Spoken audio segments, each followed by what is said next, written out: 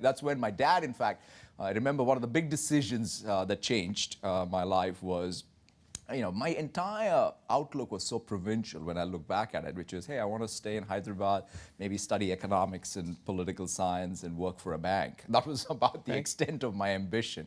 And he looks at me and he says, what are you doing? You got to get out of this place. And so he pushed me out to get to an engineering school, and that pretty much, of course, defined the trajectory afterwards. Your father was a member of the senior civil service, which is an important position, I guess, in India. Is that right? Yeah, my dad was a very different guy than me in terms of, let me say, his academic prowess. So it is always humorous, which you look at my report cards and he says, oh, I don't understand how anybody can have these kind of marks. But the nice thing about it was he would say it in such endearing ways that it never made me feel bad. You mean the marks weren't high enough or weren't? Not high enough. They weren't high enough. Because, the guy had never met an exam he didn't ace, as he would say. Okay.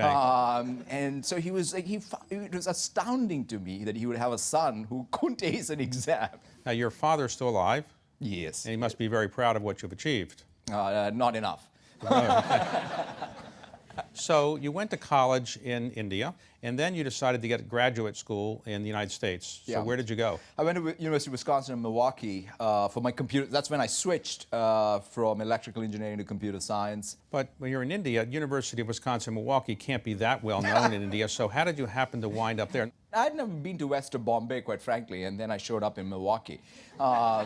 Did you have a winter coat, or what? That was my first very valued possession in life, a winter coat, which is very important. Unfortunately, I'd picked up this bad habit of smoking in India in college. And the one nice thing about going to school in Milwaukee is if you're a smoker, you had to go out in the winter and smoke. And that one winter in Milwaukee cured me of my smoking habit. Wow, good. So you got a job after you graduated at Sun Microsystems. And what was your job there? I was a software developer. Okay. And then you got recruited to go to another company called Microsoft. And that was in 1992? That's right. So, but you also had applied to go to the University of Chicago School of Business. So how did you decide to do one or the other?